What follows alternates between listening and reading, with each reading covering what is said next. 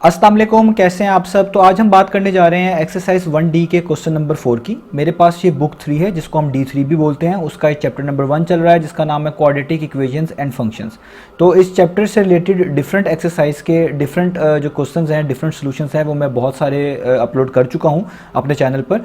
अगर आप इंटरेस्टेड हो इस चैप्टर से रिलेटेड सॉल्यूशंस को समझने में तो मैं लिंक डिस्क्रिप्शन में दे रहा हूँ। मैंने चैनल पर इस चैप्टर के नेम से सेपरेट प्लेलिस्ट बनाई हुई है।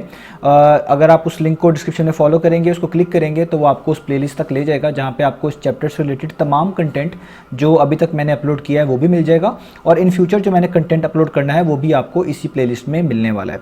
तो अगर आप इंटरेस्टेड हो आप वो लिंक डिस्क्रिप्शन में देख सकते हैं। तो आइए अब स्टार्ट करते हैं एक्सरसाइज 1D के क्वेश्चन नंबर 4 को। तो मैं पहले इसकी स्टेटमेंट यहाँ पे रीड कर दूँ। तो क्वेश्चन नंबर 4 में लिखा हुआ है find the values of x that satisfy the equation.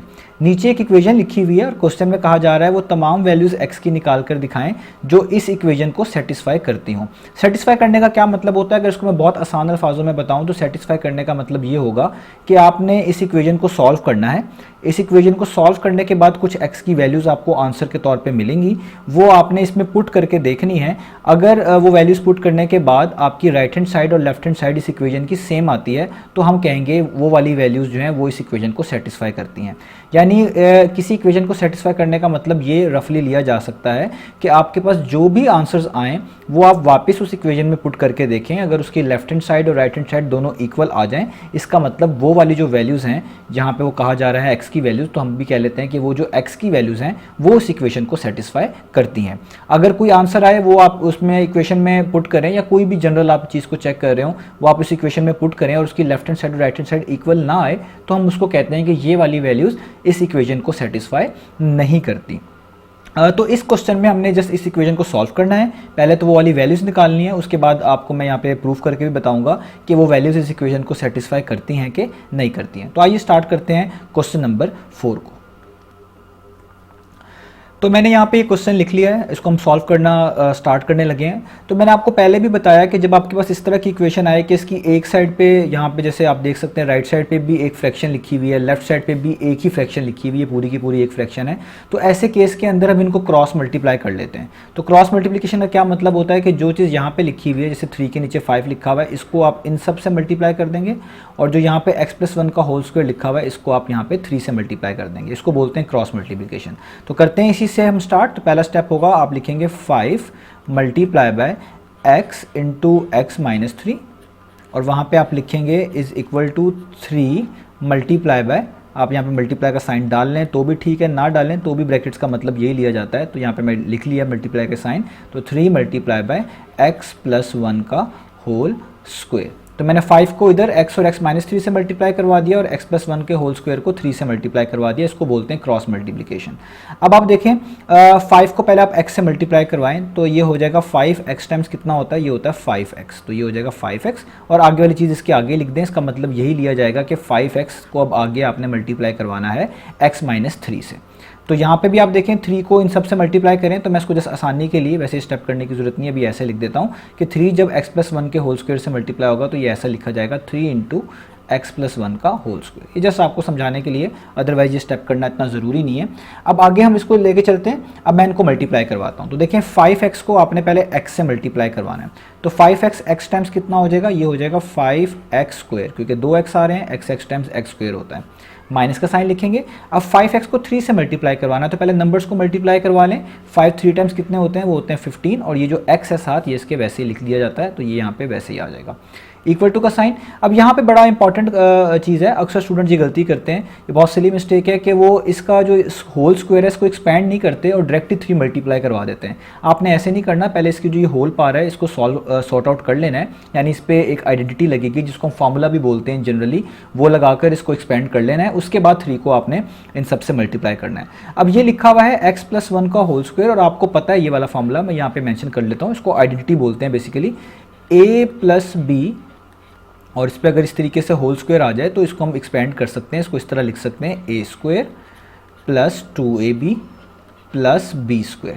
तो आपने ये वाली ही आइडेंटिटी या ये वाले आप इसको फार्मूला बोल रहे हैं, ये वाले ही फार्मूले की मदद से x+1 के होल स्क्वायर को इस फॉर्म में बनाकर लिखना है पहले।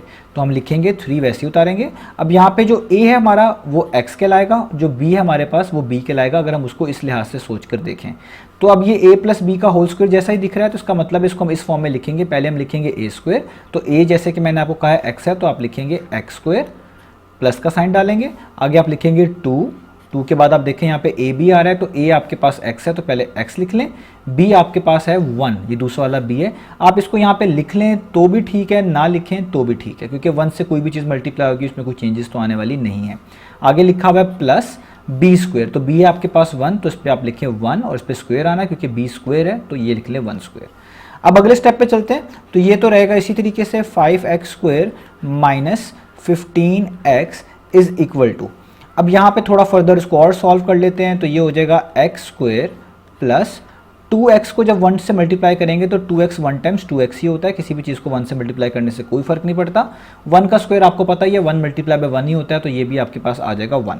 अब इसको फर्दर मैं कर लेता हूँ इसको, तो अब इसको हम फर्दर क्या सॉल्व करेंगे, हम इसको लिखेंगे 5x square minus 15x is equal to, अब 3 को अब आपने मल्टीप्लाई करवाना है। अब देखें यहाँ पे होल पावर 1 बन चुकी है, जब होल पावर 1 हो जाए फिर आप मल्टीप्लाई करवा सकते हैं। तो 3 को x स्क्वायर से मल्टीप्लाई करवाएं तो ये हो जाएगा 3x स्क्वायर। अब 3 को 2x से मल्टीप्लाई करेंगे तो 3 2 टाइम्स हो जाएगा 6 और x साथ वैसे ही लिखना पड़ेगा, और 3 को इस लास्ट वाले 1 से करवाएंगे तो ये आपके पास हो जाएगा 3। अब अगला स्टेप करना है, हम इन सब जो टर्म्स आ रही हैं सबको एक तरफ ले जाएंगे, या तो राइट साइड पे या तो लेफ्ट हैंड साइड पे। कोशिश ये वैसे करते हैं, आसानी इसमें रहती है कि जहाँ पे x स्क्वायर का कोफिशिएंट बड़ा लिखा हो उस तरफ सारी चीज़ें मूव करवा लें, थोड़ी आसानी रहती है, अदरवाइज ज़रूरी नहीं है। अब यहाँ पे x स्क्वायर का कोफिशिएंट 3 है, यहाँ पे 5 है, तो 5 बड़ा है, सबको लेफ्ट साइड पर ले आते हैं। तो मैं यहाँ पर लिखूँगा 5x स्क्वायर माइनस 15x, यानी ये चीज़ तो वैसी रहेगी, वहाँ की अब सारी चीज़ें जब मैं लेफ्ट साइड पे मूव करूँगा तो उनके साइन चेंज कर देंगे, यानी जो प्लस 3x स्क्वायर है ये यहाँ के क्या हो जाएगा, ये हो जाएगा माइनस 3x स्क्वायर, वो जो प्लस 6x है यहाँ के क्या हो जाएगा, वो हो जाएगा माइनस 6x, और वो जो प्लस 3 यहाँ पे आके क्या हो जाएगा, वो हो जाएगा माइनस 3 इक्वल टू 0।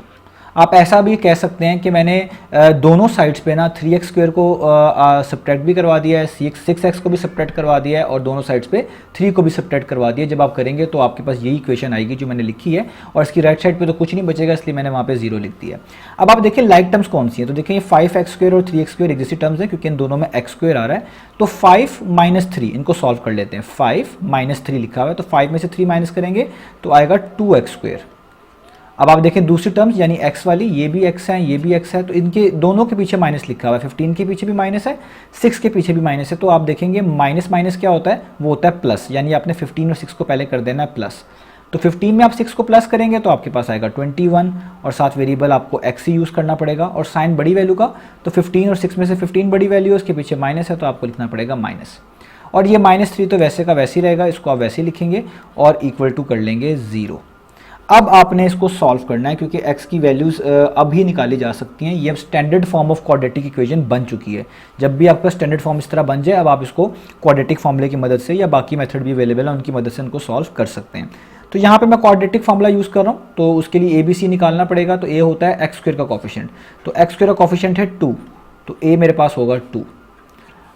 B होता है x का कोफिशिएंट, तो x के साथ लिखा हुआ है -21, तो B होगा मेरे पास -21। और C होता है लास्ट वाला नंबर, तो ये कांस्टेंट कहलाता है, तो लास्ट में -3 है, तो मैं लिखूंगा -3। अब मुझे क्वाड्रेटिक फॉर्मूला लिख लेना है जिसकी मदद से मैंने इनको सॉल्व करना है, वो होता है -b plus minus square root of b square minus 4ac over 2a।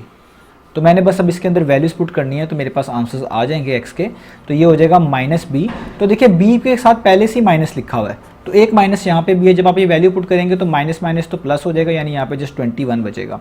आगे आप लिखें प्लस माइनस स्क्वायर रूट डालें और b पे स्क्वायर यानी b की वैल्यू -21 पुट करें, और इस पर आप लिख लें स्क्वायर -4, आगे लिखें a की वैल्यू 2 है, c की वैल्यू ऊपर दी हुई है -3, वो यहाँ पे पुट कर लें, और इसको मैं थोड़ा सा एक्सटेंड कर लेता हूँ, और नीचे आपके पास आएगा 2 टाइम्स ऑफ a, यानी a की वैल्यू है 2, तो उसकी जगह पे भी आप लिख लें 2 की वैल्यूज़। तो सब की वैल्यूज़ मैंने पुट कर दी, अब जस्ट मैंने इसको सॉल्व करना है, तो अब सॉल्व करना स्टार्ट करता हूँ। तो ये हो जाएगा x is equal to +21 plus minus, अब आपको यहाँ पे मैं पहले भी बता चुका हूँ, किसी भी नंबर का अगर आप स्क्वायर कर रहे हैं यानी उसकी इवन पावर आ जाए 2, 4, 6, तो अगर वो नेगेटिव है तो वो पॉजिटिव हो जाता है। तो जस्ट आपने अब 21 का स्क्वायर करना है, नेगेटिव साइन तो आपको डालने की जरूरत नहीं है। तो 21 का स्क्वायर का मतलब है 21 को 21 से मल्टीप्लाई करवाएंगे तो 21 टाइम्स होता है 441, तो आप यहाँ पे लिखेंगे 441।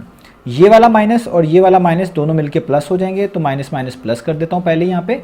बाकी आप इन तीनों नंबर को मल्टीप्लाई कर लें। 4 2 टाइम्स कितने होते हैं 8, और 8 को जब 3 टाइम्स करेंगे फर्दर तो वो हो जाएगा 24, तो यहाँ पे आ जाएगा 24। ये वाला जो 3 के साथ माइनस है ये इस वाले माइनस के साथ मैच होकर प्लस बन चुका है, और नीचे 2 2 टाइम्स है तो वो हो जाएगा आपके पास 4। अब ऊपर जस्ट मैंने 441 में 24 को ऐड करना है, तो मैं इसको कर लेता हूँ। यहाँ पे आएगा हमारे पास x is equal to 21 plus minus, यहाँ पे स्क्वायर रूट आपने लिखना है। अब 441 में आपने जस्ट 24 को क्या कर देना है, ऐड कर देना है, तो ये आपके पास आ जाएगा 465, और नीचे आपके पास क्या आ जाएगा, आपके पास आ जाएगा 4। तो क्योंकि स्क्वायर रूट के नीचे एक ऐसा नंबर है जो कि परफेक्ट स्क्वायर नहीं है, तो मुझे अब यहाँ पे कैलकुलेटर की मदद से इस पूरे का आंसर निकालना पड़ेगा। तो मैं यहाँ पे कैलकुलेटर पे आपको निकाल कर दिखाता हूँ। आपने फ्रैक्शन का बटन दबाना है, लिखना है ये 21, पहले हम ये प्लस माइनस का मतलब है एक बार प्लस में लिखना है एक बार माइनस में लिखना है, तो पहले प्लस में लिख लेते हैं, plus square root of 465, replay का बटन दबाऊंगा ताकि कर्सर नीचे आ जाए, और नीचे आ रहा है 4। तो जैसे मैं इक्वल टू प्रेस करूंगा ये चीज़ वापस आएगी। आपने यहाँ पे इस SD बटन को दबाना है ताकि ये डेसिमल में आ जाए। तो जैसे ही आप दबाएंगे तो आप देखें ये लिखा आ रहा है 10.640। तो मैं इसको लिख लेता हूँ इस आंसर को, मैं यहाँ पे लिख लेता हूँ 10.640, 10.64 और 0, क्योंकि हम 3 सिग्निफिकेंट फिगर्स तक आंसर कोट कर रहे हैं। इस बुक में जितने भी आंसर्स हैं वो 3 सिग्निफिकेंट फिगर तक लिए जाते हैं अक्सर, तो यहाँ पे मुझे इसको 3 सिग्निफिकेंट फिगर तक अप्रॉक्सीमेट कर लेना है। तो ये मेरा पहला डिजिट है, ये दूसरा, ये है तीसरा। तो तीसरे से अगला अगर आप देखेंगे वो 5 या 5 से बड़ा होगा तो लास्ट डिजिट में 1 ऐड कर देते हैं। अगर वो 5 से छोटा हो तो लास्ट डिजिट को वैसे ही छोड़ देते हैं, वहीं तक लिख देते हैं। तो क्योंकि ये 4 है, 5 से छोटा है, तो इसका मतलब है इसमें कुछ ऐड करने की जरूरत नहीं है। तो इसका आंसर जो 3 सिग्निफिकेंट फिगर तक आएगा वो आएगा जस्ट 10.6। तो देखिए इसमें 3 ही डिजिट है, 1 2 3। तो एक रूट तो इसका ये हो गया, या आप कह लें एक आंसर तो ये हो गया। एक ये वो वाली वैल्यू निकल आई है जो कि आपकी ओरिजिनल इक्वेशन को, जहाँ से हमने स्टार्ट किया था, जो कि क्वेश्चन था, उसको सेटिस्फाई करेगी। तो अब इसका हम जो दूसरा आंसर है वो भी यहाँ पे निकाल लेते हैं। तो दूसरे आंसर में बस इस प्लस की जगह पे आपने माइनस कर देना है। तो मैं इसी चीज़ में इसी सारे को लिख के बस इसके जो दरमियान में प्लस है इसकी जगह पे माइनस कर देता हूँ। तो जैसे ही मैं इक्वल टू का बटन दबाऊंगा ये आएगा, SD का बटन दबाऊंगा तो देखिए आ रहा है माइनस 0.1409। तो मैं इसी को लिखता हूँ माइनस 0.1409 माइनस 0.1409। तो इसको भी 3 सिग्निफिकेंट फिगर तक मैंने करना है। तो ये 0 को तो काउंट नहीं करेंगे, यहाँ से शुरू करेंगे डेसिमल के बाद से 1 2 और 3। तो अब देखिए 0 के बाद 9 आ रहा है, यानी ये 5 से बड़ा नंबर है। तो जब भी 5 से बड़ा नंबर होता है तो जो उससे लास्ट होता है उसमें 1 ऐड कर देते हैं लास्ट डिजिट में। तो आप इसको लिखेंगे 0.14, और 0 में जब आप 1 ऐड करेंगे तो ये हो जाएगा 1, और ये आपके 3 सिग्निफिकेंट फिगर यहाँ पे पूरे हो जाएंगे। तो ये वो 2 पॉसिबल वैल्यूज़ हैं, ये वाली 2 वो पॉसिबल वैल्यूज़ हैं जिनको जब आप ओरिजिनल इक्वेशन में पुट करेंगे तो ये उनको सेटिस्फाई करती होंगी। मैं आपको ये करके भी दिखाता हूँ अभी, लेकिन आपका जो आंसर है वो यहाँ पे आ चुका है, वो आ रहा है 10.6 और माइनस 0.141। ये आपकी वो पॉसिबल वैल्यूज़ हैं। अब जस्ट आपने ये वाली वैल्यू अपनी इक्वेशन में पुट करके देखनी है, तो वो दोनों साइड्स को जो है सेटिस्फाई करती होगी। मैं आपको जस्ट यहाँ पे कैलकुलेटर पे करके दिखा देता हूँ, वैसे यहाँ पे ज़रूरत नहीं है, लेकिन अगर आप कर देंगे क्वेश्चन में तो कोई प्रॉब्लम नहीं है, बल्कि अच्छा है। तो आपके यहाँ पे सामने है, आप देख सकते हैं कैलकुलेटर में कि मैंने जो इसकी लेफ्ट हैंड साइड थी इस इक्वेशन की, उसमें x की जगह पे 10.6 पुट कर दिया है। पहले x लिखा हुआ था, देखें आगे 10.6 लिखा हुआ है यहाँ पे, पहले आगे ब्रैकेट्स में x में से 3 माइनस हो रहा था। तो x की जगह पे जब आप 10.6 पुट करेंगे तो 10.6 में से 3 माइनस हो जाएगा, और नीचे x+1 का होल स्क्वायर था, तो x की जगह पे मैंने 10.6 पुट कर दिया है, +1 लिख के उस पर होल स्क्वायर भी ले लिया है। तो मेरे पास इसका आंसर आ रहा है 0.59। अब ये मैंने वो वाली वैल्यूज पुट करी हैं जो 3 सिग्निफिकेंट फिगर तक राउंड ऑफ की थी। अगर आप इसके अंदर पूरी ओरिजिनल वैल्यू पुट करेंगे तो आपका आंसर बिल्कुल और एग्जैक्ट हो जाएगा, आप थोड़ा और एक्यूरेट हो जाएगा, क्योंकि मैंने जस्ट वो वाली वैल्यू पुट करी है जो कि मैंने 3 सिग्निफिकेंट फिगर तक राउंड ऑफ की है। तो ये 0.59 आ रहा है। अगर आप इसको राउंड ऑफ करें तो ये 0.6 बनता है। ये आप देख सकते हैं 5 के बाद 9 है, जब भी 5 से बड़ा डिजिट हो लास्ट वाले डिजिट में 1 प्लस कर देते तो ये 0.6 बनता है अप्रॉक्सीमेटली। और इसी तरीके से अगर आप इसकी राइट हैंड साइड देखें तो वो लिखी हुई थी 3/5। तो अगर मैं यहीं पे आपको लिख के दिखा दूं कि इसकी जो राइट हैंड साइड है वो है 3/5, तो मैं 3/5 को यहाँ पे लिखता हूँ, इक्वल टू दबाता हूँ और ये SD बटन दबाता हूँ, तो देखिए ये भी 0.6 आ रहा है। तो इसका मतलब है इसकी दोनों साइड्स क्या आ रही हैं, इक्वल, जब वो वाली वैल्यूज़ आप पुट कर रहे हो। तो इसी को कहते हैं सेटिस्फाई करना। तो जब आप दो वैल्यूज़ इसमें पुट करेंगे तो ये दोनों साइड्स इसकी इक्वल आएंगी। तो ये हमने वो वाली वैल्यूज़ जो हैं वो निकाल ली हैं। तो वो जो वैल्यूज़ आपके पास निकली हैं वो मैं आपको यहाँ पे शो करवा चुका हूँ। वो वैल्यूज़ हैं आपके पास, एक तो आपके पास ये वाली वैल्यू आई थी जो भी लिखी है मैंने 10.6, और दूसरी वैल्यू है -0.141। यही इसका सोल्यूशन था।